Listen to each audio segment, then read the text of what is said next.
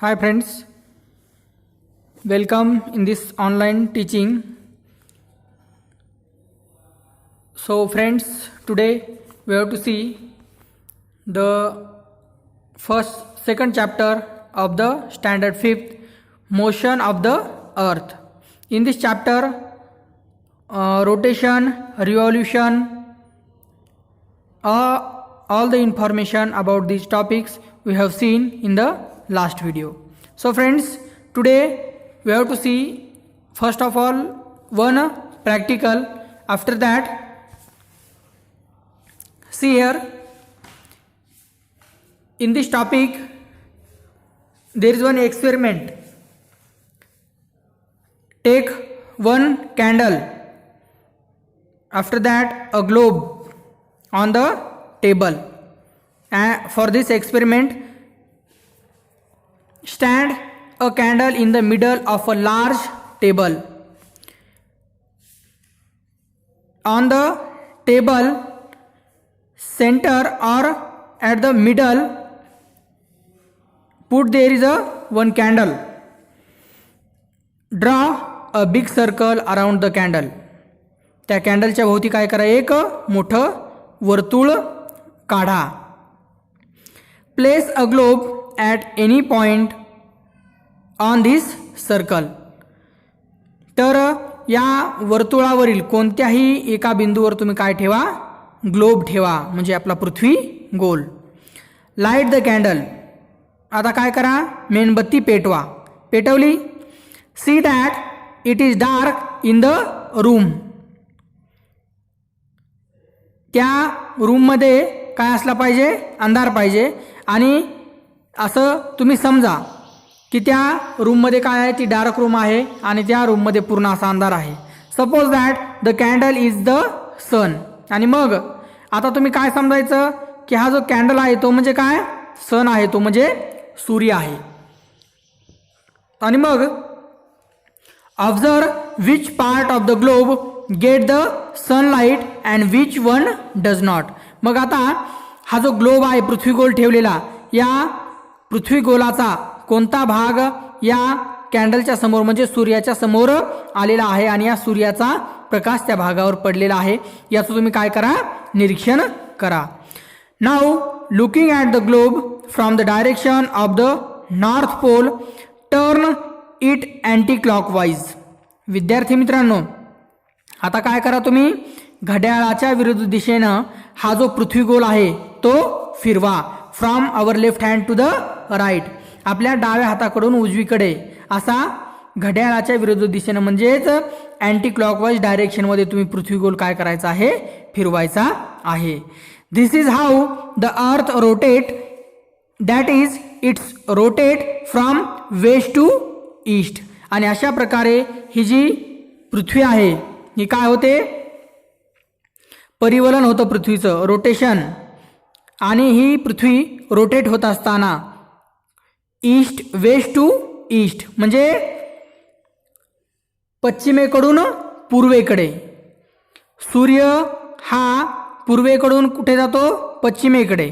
आणि म्हणून पृथ्वीची जी काही गती आहे ती विद्यार्थी मित्रांनो या सूर्याच्या दिशेच्या काय आहे, उलट आहे. पृथ्वी कशी फिरते, पश्चिमेकडून पूर्वेकडे फिरते. म्हणून सूर्य हा जो आहे तो पूर्वेकडून पश्चिमेकडे जात असल्याचा आपल्याला भास होतो.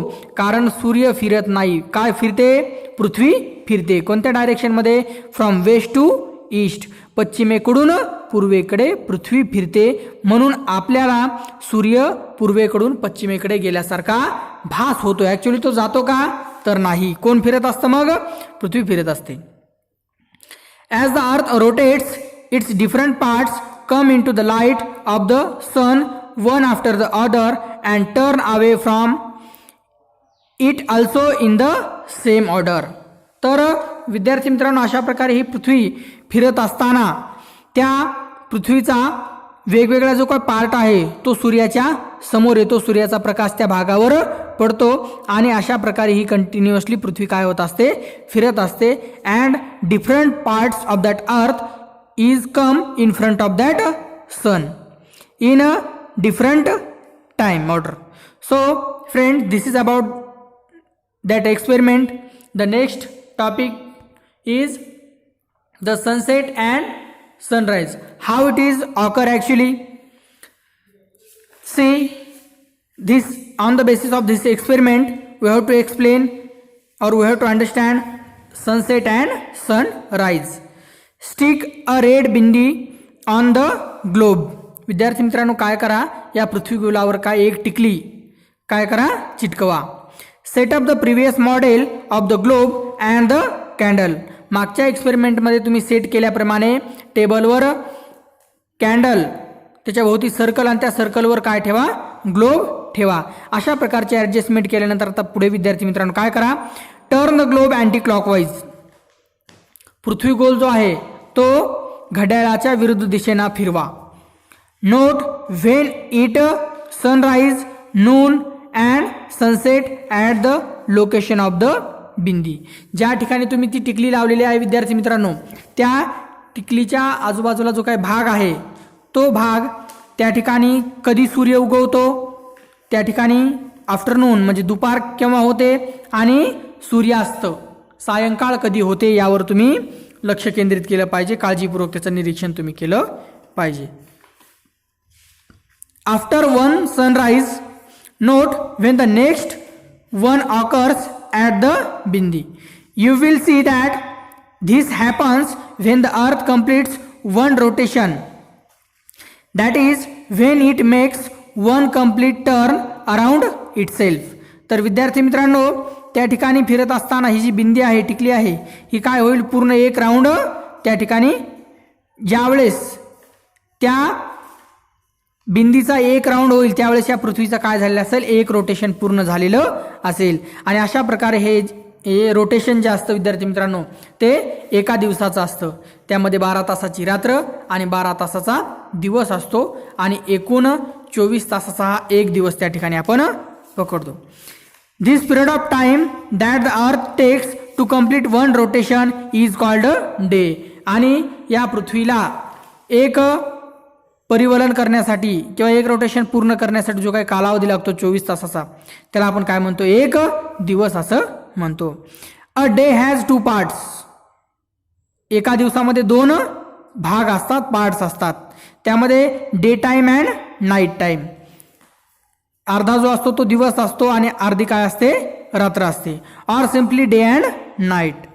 दिवस आणि रात्र असे 2 भाग मिळून एक पूर्ण दिवस होतो. For the purpose of measuring time we divide the whole day into 24 parts. Each of while is called and hour. आणि विद्यार्थी मित्रांनो, मोजमाप करण्यासाठी सोपं जावं यासाठी या एका दिवसाचे आपण किती पार्ट केलेले आहेत, 24 पार्ट. त्या 24 तासामध्ये त्याची विभागणी केलेली आहे जेणेकरून आपण त्याचं काय करू शकू, योग्य मोजमाप करू शकू. तर विद्यार्थी मित्रांनो, आजच्या या टॉपिकमध्ये आपण सूर्य उगवणे, सूर्य मावळणे, सूर्यास्त, एक दिवस या सर्व गोष्टींबद्दल माहिती घेतलेली आहे. विद्यार्थी मित्रांनो, पुढचा जो पार्ट आहे तो आता आपण पुढच्या व्हिडिओमध्ये घेणार आहोत. तोपर्यंत या ठिकाणी थांबूया. Okay, thank you.